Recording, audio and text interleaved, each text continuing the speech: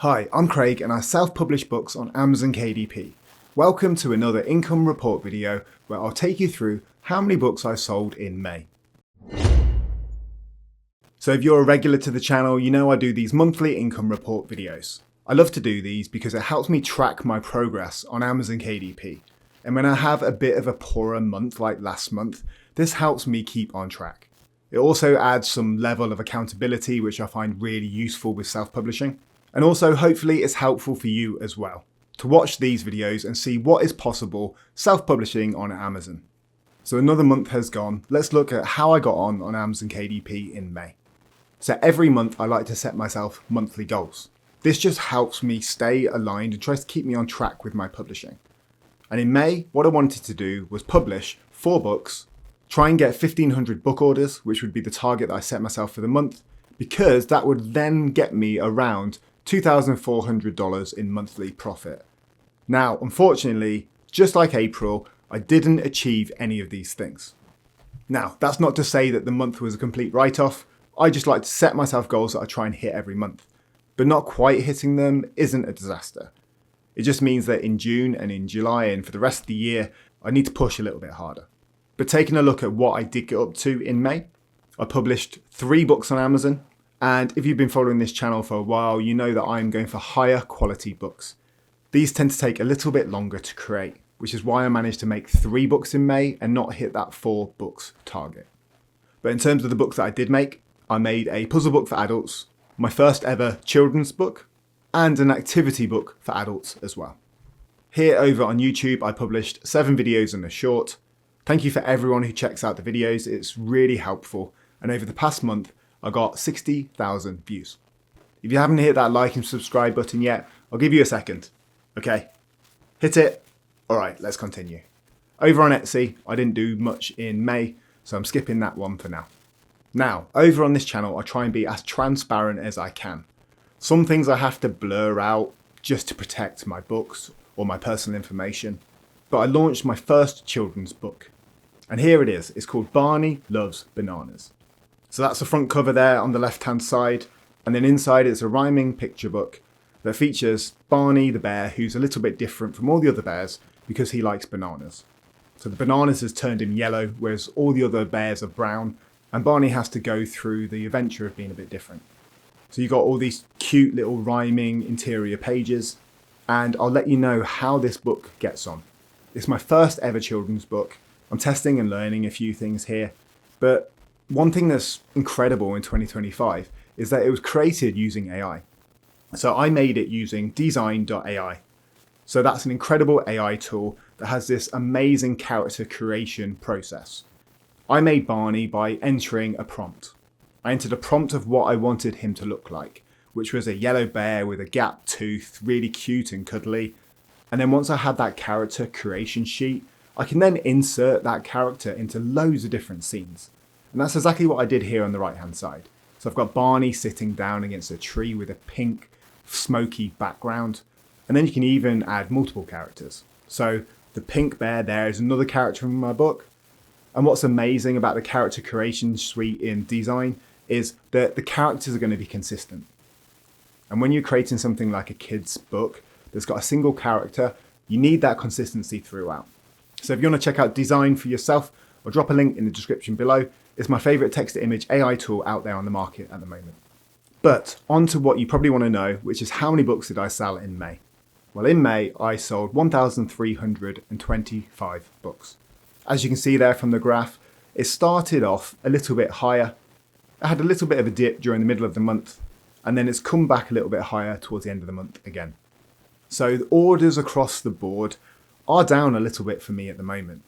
And when I looked into it a little bit more, I could see that it was the US marketplace where my orders have reduced a little bit. I'll go into that a little bit more later in the learning section, but it's something for me to be aware of. Maybe I need to push a little bit harder in the US. But what's really good to do is take a little step back. And if I zoom out here and look at my month-on-month growth over the past couple of years, you can still see it's going in the right direction. And the hope is that as with the previous months, the income and the orders are going to start rising again, just like it has been for the last couple of years. I'm hoping that this little dip in April and May is just a little blip, probably due to the economy and all those kind of things. If you want to find out how I get on, if my orders go up, if they go down, if they stay the same, you need to subscribe to the channel because I share monthly income report videos where I share all of this information. In terms of where I sold my books, in the United States, I sold 671 books. That's my main primary marketplace. And then the UK is catching up to that as well. I sold 462 books over in the UK. In Canada, I sold 146 books. And then if you've checked out my translation videos that I've shared recently, I've also started translating some books and launching them in Germany. So over there, I got 33 orders for the month, which is really promising to see. What I'm going to do in the future is launch them over in France, in Netherlands, in Spain. And hopefully those are going to drive additional orders every single month. But for now, it's great to see that with just 3 books launched in Germany, I've got 33 orders for the month. Now let's take a look at what that looks like in terms of money.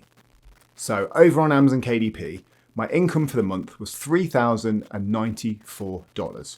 For my Brits, that's around £2,292.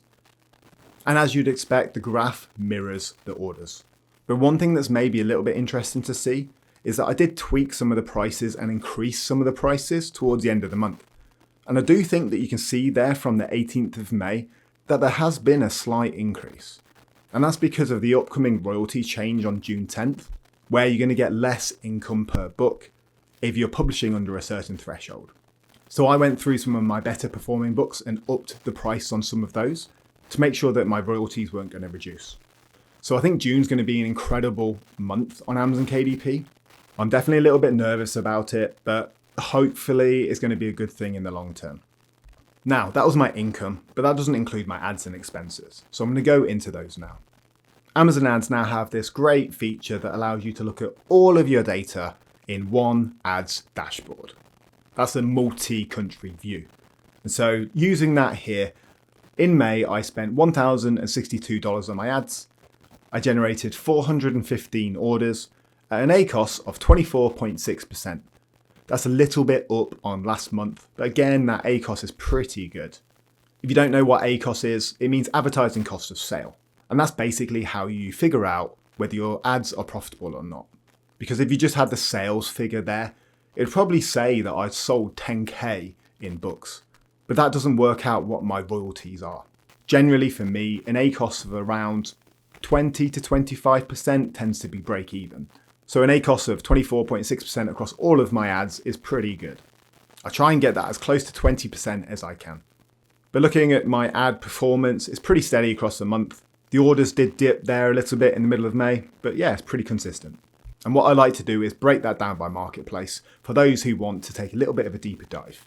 If that's you, just pause this screen at the end. But in the USA, I spent $337. In the UK, £452. In Canada, $89, Australia, $15, and over in Germany, €37. So just taking a quick look at these figures, there are a couple of things that stand out to me. In the USA, my ad spend's reduced quite a lot. And I don't know if that's because there's less demand at the moment in the US, or whether, there's a bit more competition for some of my better performing books over there. I'm going to have to do a little bit of a dive into that to find out. But one thing that's quite nice to see is I got 12 orders in Germany through ads, but I sold 30 odd copies. So that's showing that I am getting organic sales over in Germany, which is great. The Australia 98% ACOS is a bit of an outlier. So I wouldn't be surprised if next month in Australia, my ACOS is like 9%. Because I'm not spending a ton of money over there, it does tend to fluctuate. Breaking my ad results down, I got 3,556 clicks. You can see there that's down quite a lot from last month. I spent $1,062, got 415 orders through my ads at a click per order of around 8.6. That means for every ad that I'm running, it takes me on average 8.6 clicks to get an order. That's a little bit up again on average, but that's pretty good. I think anything below 1 in 10 is a pretty good conversion rate. My average cost per click across all of my ads in all of my marketplaces was 30 cents. Which meant that it cost me around $2.55 in order to get an order through my ads. That's up from last month, and I want to bring that down in June. But here is one reason why that's gone up a little bit and my conversion rates decreased a little bit. I launched a couple of new books, and here's an example of what a new book launch might look like for me. So this was launched in the middle of May, and you can see there at the beginning, I wasn't really getting much traction.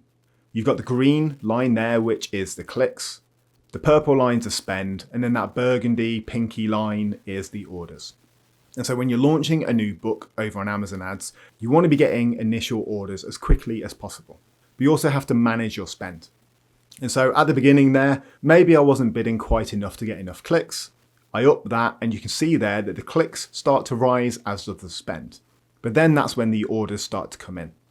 And looking at this, the cost per click was quite high. It was 68 cents on average compared to my overall average of 30 cents. The click to audio ratio was worse than my average. That's why it's great to do breakdowns like I'm doing here. It lets me know what my average performance is. And so this ad isn't performing as good as my average. So that means I either need to tweak the ad or tweak the book. However, hopefully with optimizing, maybe I've gone a little bit too broad on these search terms. Hopefully this ad will settle down in June and that ACOS will drop while I still get orders. And this is an example of what that might look like, because this is a book that I launched in January and this is the ad results from May. So in January, it might have looked similar to the other graph. The ACOS would have been high, the spend would have been quite high, but over time you can optimize it and reduce it down. So here you can see the cost per click is lower, 42 cents, and the ad's been optimized and it's performing well at a profitable, ongoing level of spend.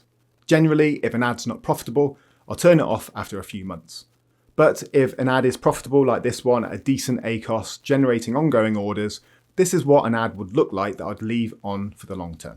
So that's going quite in depth into my ads. But let's take a look at what my profit was for May. So my income was $3,094. My ad spend was $1,062. My expenses was around $110. That's my Adobe subscription, my AI tools, and my Creative Fabrica subscription. Which means my take-home profit for the month of May was $1,922. That's approximately £1,428. Looking into the insights for May, orders are down in the USA. I mentioned this earlier on in the presentation, but yeah, I've got around 300 less orders this month compared to April. That's a big reduction. I don't know if it's because of tariffs coming in over there. Maybe Amazon's less popular in the USA at the moment. If you know why, drop a comment down below and let us all know. This is something I'm going to have to monitor for the rest of the year because it might make me shift my strategy a little bit to going in a little bit more in the UK and Canada and maybe even Germany and Spain. One thing that's really annoying, and if you're a self-publisher, maybe you know this as well, is I feel like I've had some attacks on my best-selling books. I had several books out there that had an average rating of around 4.6 or 4.7, all organic, 20, 30 reviews. And then out of nowhere, they get 5, 6, 7 one-star reviews, and it pulls my average rating down to around 4 stars. Now, to me, that just doesn't seem organic. It doesn't seem natural when the books are of good quality and they're being received quite well.